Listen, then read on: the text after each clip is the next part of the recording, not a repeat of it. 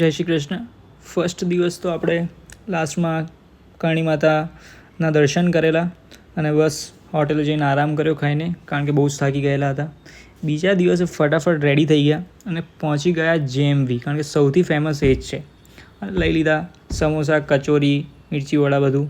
અને પછી મળ્યા નરેન્દ્રભાઈ મોદીને. એટલે મતલબ વેક્સ મ્યુઝિયમમાં ગયા હતા, તો ત્યાં એમની મૂર્તિ હતી, તો એમના જોડે ફોટો પડાવ્યો. અને પછી આવી ગયા હતા સહેલીઓ કી વાડી.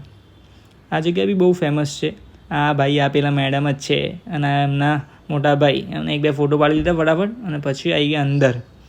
ભાઈ અંદર આવ્યા પછી ખબર પડી કે અહીંયા તો ફક્ત હરિયાળી જ હરિયાળી છે અને બધી બાજુ ફુવારા જ ફુવારા.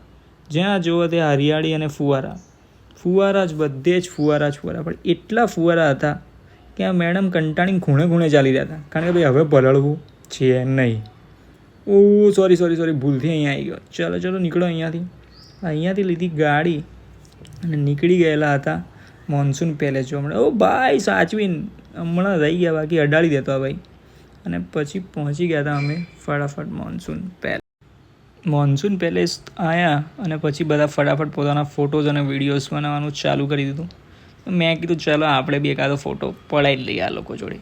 એ મોન્સૂન પેલેસનું કામ હજી સુધી પૂરું જ નહોતું થયેલું, પણ મોન્સૂન પેલેસ બનાવેલો એના માટે હતો કે ત્યાંથી મોન્સૂન જોઈ શકાય, મતલબ વરસાદ કેવો છે એમના રાજ્યમાં એના ઉપર ધ્યાન રાખી શકે. ભાઈ એક નંબર જગ્યા હતી. પણ અમારા ભાણાબેન મજા ના આવી, તો કે ભાઈ ચાલો અહીંયાથી નીકળો, મજા નહીં આવતી. મેં કહ્યું ચાલો તો. અને એમને લઈને આવી ગયા ફતેસાગર, કારણ કે એમને કરવું હતું બોટિંગ. તો ફટાફટ લઈ લીધી બોટિંગ ટિકિટ, કારણ કે જગ્યા બહુ જ સરસ હતી. અને બેસી ગયા બોટમાં. લાઈફ જેકેટ પહેરી દીધા હતા, લાઈફ જેકેટ કારણ કે બહુ જ જરૂરી છે.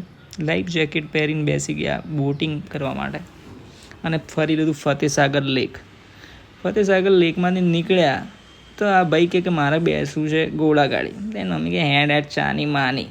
તો બાપાને ખભે જ બેસી ગયા. બાપાને ખભે બેસીને એક રાઉન્ડ માર્યો અને પછી અહીંયા શાંતિથી સનસેટ જોયો. અહીંયાનો સનસેટ બહુ જ મસ્ત હતો. પક્ષીઓ મસ્ત ઉડી રહ્યા હતા, સામે લેક, પહાડ. અને અહીંયા આજુબાજુ સ્ટ્રીટ ફૂડની બહુ જ વેરાયટી અવેલેબલ છે. સ્ટ્રીટ ફૂડ માટે જ ફેમસ છે ફતેસાગર. તો પછી અહીંયા જ સ્ટ્રીટ ફૂડનો આનંદ માણ્યો અને શાંતિથી ઘરે પહોંચી ગયા. ચલો મળીએ બીજા બ્લોગમાં. ત્યાં સુધી જય શ્રી કૃષ્ણ.